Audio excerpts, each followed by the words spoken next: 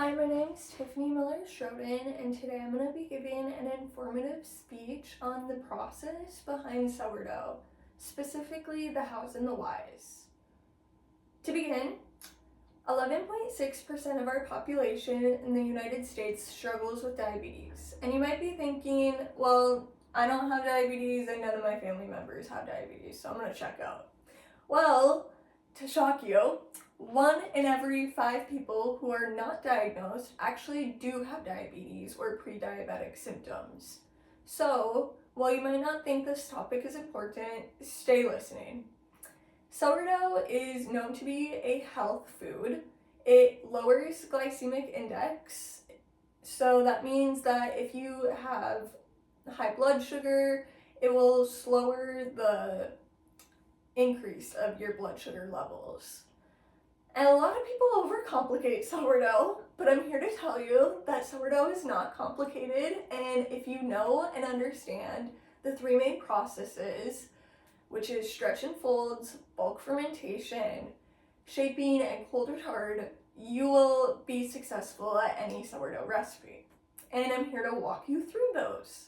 So then you too can bring the warmth and the comfort of sourdough into your household. So to begin, let's start with the first step that happens after you mix your dough, which is stretch and folds. So stretch and folds are important because this helps develop the gluten network. Without stretch and folds, your dough will not be as strengthened. And to perform this task, you will take your dough after about 30 minutes to 2 hours, depending on the recipe, after you have mixed it. You'll take it, you'll make it big and long, and then you will fold it over itself. You'll turn the bowl 90 degrees, complete the same task for 4 sets of stretch and folds till you make a circle. This will be done 4 times every 30 minutes for a total of 16 stretch and folds. The next step is bulk fermentation, and this is the most important step in my personal opinion. So bulk fermentation is where the magic happens, per se. It's where the yeast gets active, where everything gets bubbly. To begin, how you do this is you do nothing, but you watch your dough.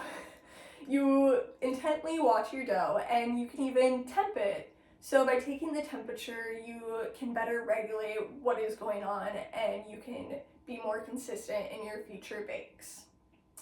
So some signs to tell that bulk fermentation is done is it's doubled in size. Number 2, it pulls away from the bowl without webbing or anything. And then number 3, when you go to poke it, it slowly goes back, just with a little indentation. If it's overproofed, when you pour it out of the bowl, there will be webbing on the bowl, and there will be a lot of excess sourdough in your container, in your vessel.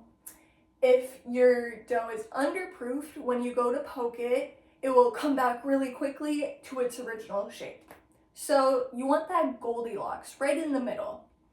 And like I said, bulk fermentation is super important because this is where the magic happens. This is when the yeast starts to work and create the lactic acid that gives that sourdough that tangy flavor. So after bulk fermentation is done and you have dumped the dough out, this leads us to shaping and the cold retard. So every recipe is a little bit different. Some recipes don't require cold retards, and that's completely all right. And some do. This also allows for flexibility. So to begin shaping, after you dump out the dough, you will have it dumped out on a floured surface, and you will begin to stretch it out into a rectangle. After it is into a rectangle, you will fold it into thirds and then roll it up into a log. After it's rolled up into a log, you'll push and you'll pull to create tension on the bread, just like this. After that, you'll take your dough after it's been pushed and pulled and tension is created, and you will flip it upside down into a lined bowl with a towel that is floured. After that, you have the option of cold retarding, which is simply putting the loaf in the fridge overnight up to 48 hours, or you can bake it straight from the bowl. And that wraps up the 3 processes. So, to circle back to our main point, sourdough is not complicated. So far, I have taught you the hows and the whys behind stretch and folds, bulk fermentation, shaping, and the cold retard. With these processes, you'll be able to complete any recipe successfully with just knowing the hows and the whys behind these. And hopefully, you will be making bread and bringing the warmth, comfort, and knowledge to your family and to your household. Thank you for listening.